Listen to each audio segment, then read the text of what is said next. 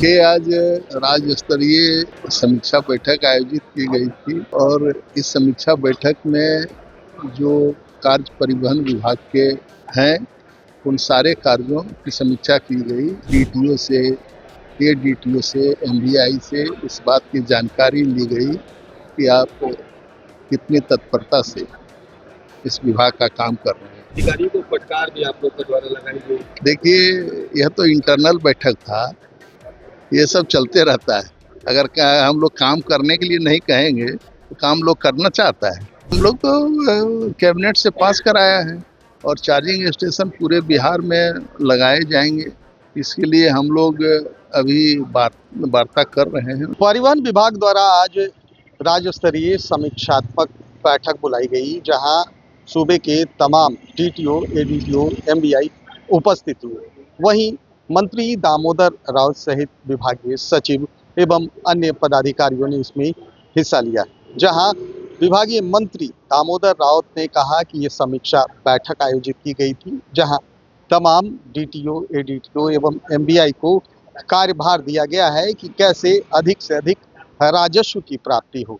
पहले आपको सुनवाते हैं कि क्या कह रहे हैं विभागीय मंत्री दामोदर राउत।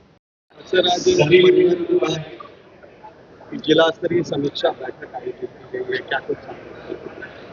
देखिए, आज राज्य स्तरीय समीक्षा बैठक आयोजित की गई थी और इस समीक्षा बैठक में जो कार्य परिवहन विभाग के हैं, उन सारे कार्यों की समीक्षा की गई और डीटीओ से, एडीटीओ से, एमवीआई से इस बात की जानकारी ली गई कि आप कितनी तत्परता से इस विभाग का काम कर रहे हैं। आप बैठे हुए थे, आपने देखा कि हम लोगों ने इस बात की परीक्षा की कि डीएल लाइसेंस आपके यहाँ कितना पेंडिंग है, रजिस्ट्रेशन कितना पेंडिंग है। तो हम लोग चाहते हैं कि चूंकि यह जनता से जुड़ा हुआ विभाग है, इसलिए जनता को जल्द से जल्द सुविधा उपलब्ध कराया जाए और इसलिए हम लोगों ने यह समीक्षा बैठक आयोजित की। अधिकारियों को फटकार भी आप लोग के द्वारा लगाई गई। देखिए, यह तो इंटरनल बैठक था, ये सब चलते रहता है।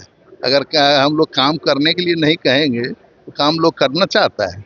इसलिए हम लोग डांटते भी हैं और ललकारते भी हैं, दोनों बात करते हैं। बोलते भी हैं कि आपके खिलाफ कार्रवाई की जाएगी, लेकिन फिर उसको हम लोग माफी भी देते हैं, दोनों काम करते हैं। चार्जिंग स्टेशन और बस स्टॉप और बस डिपो को लेकर एक बड़ी समस्या है, क्योंकि आप लोगों ने ही बताया कि ईवी का जमाना है और सरकार कहीं ना कहीं सब्सिडी भी दे रही है। तो हम लोग तो कैबिनेट से पास कराया है और चार्जिंग स्टेशन पूरे बिहार में लगाए जाएंगे।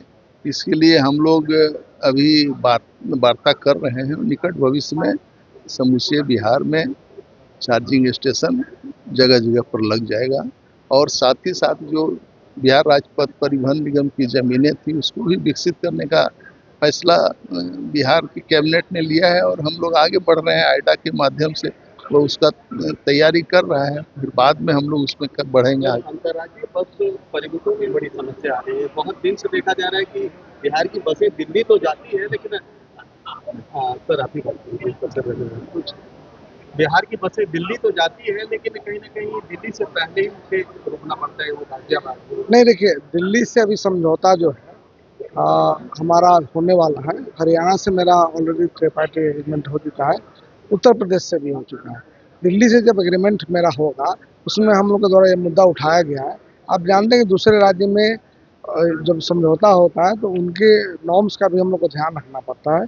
तो हम ये तो निश्चित है कि हम बस चला रहे हैं, बस हरियाणा तक जा रही है, दिल्ली तक जा रही है। दिल्ली के बॉर्डर तक उतारना अगर है तो वो मतलब ये तो दिल्ली सरकार को डिसाइड करना है कि वो कहाँ बस का स्टॉपेज हमारे देंगे। उस पर हम लोग आपसी में बातचीत को रखते हैं और उनके द्वारा अगर स्वीकृत कर लिया तो दिल्ली के अंदरूनी हिस्से में भी मेरी बस जाए। सर, बसों के रख रखाव को लेकर एक बड़ी समस्या है। नहीं, देखिए, महंगी बसें आती है। नहीं, हम लोगों ने अब जो अपनी बसें मंगाई हैं, आप जान लीजिए, ये जीसीसी मॉडल पे बसें जा रही हैं। अब आगे से कोई बस परिवहन विभाग प्रोक्योर करने नहीं जा रहा है। जो भी बसें आएंगे वो जीसीसी मॉडल पे ही होंगी, यानी कि हम जब भी किसी थर्ड पार्टी से बसेस लेंगे उनको भाड़ा देंगे, कैश गैप सब्सिडी देंगे। पीएमई बस भी आप देख रहे हैं, 400 बस जो आ रही है विभाग में, वो जीसीसी मॉडल पे ही आ रही है। हम कैश गैप सब्सिडी देंगे तो जो रख रखाव की समस्या थी वो जो हमारा वेंडर होगा उसके जिम्मे होगा, वो उसका रख रखाव करेगा, उसको चार्जिंग करना है, वो चलाएगा, प्रति किलोमीटर के दर से मुझे उसको पैसा देना होगा। तो ये पूरा सिस्टम जो है ओवरऑल बीएसआरटीसी को हम लोग ऐप भी लाने जा रहे हैं, एक सॉफ्टवेयर भी लाना है, वेयर इज माई बस। अभी हम मान लीजिए आप रामाशीष चौक वैशाली में खड़े हैं और आपको जाना है मुजफ्फरपुर, तो कौन सी बस आ रही है बीएसआरटीसी की, आप उससे टिकट करा सकते हैं। बसों में अब कैमरेज लगाए जा रहे हैं यही बेस्ट, ताकि कितने पैसेंजर चढ़े और कितने उतरे, ये क्रांतिकारी सुधार किया जा रहा था कि जो हमारा घाटा है बीएसआरटीसी का वो ना लगे और हम प्रॉफिटेबल एजेंसी बन सकते हैं। तो आपने मंत्री दामोदर राउत को सुना, कहते हुए नजर आ रहे हैं कि इस बैठक के जरिए कहीं न कहीं सभी अधिकारियों को निर्देश दिया गया है कि कैसे ज़्यादा से ज़्यादा राजस्व इकट्ठा किया जाए। वहीं विभागीय सचिव ने साफ तौर पर कहा है कि हमारी बात जो है दिल्ली सरकार से चल रही है और अंतर्राज्यीय बस कैसे संचालन होगा इसको लेकर जल्द ही इस पर कोई ना कोई निर्णय आएगा। वहीं नए बसों के रख रखाव पर उन्होंने कहा है कि तथाकथित एजेंसी को ये दे दिया गया है और पर किलोमीटर के हिसाब से उसका रख रखाव से निर्धारित करना है। अब देखना है जिस तरह से समीक्षा बैठक आयोजित की गई, परिवहन विभाग के द्वारा हाल ही में 200 नई बसें लाई गई थी और 400 नई और बस लाने का जो है अनुमान है। अब देखना ये है कि लगातार प्राइवेट बसों की तुलना में अब सरकारी बसें, चाहे वो बिहार राज्य पथ परिवहन निगम की बसें हों या पीपीपी मोड पर बसें हों, उनका परिचालन किया जा रहा है ताकि यात्रियों को सुविधा दी जा सके। कैमरा पर्सन गोलू के साथ सुधींद्र रमन, NBC 24 पटना।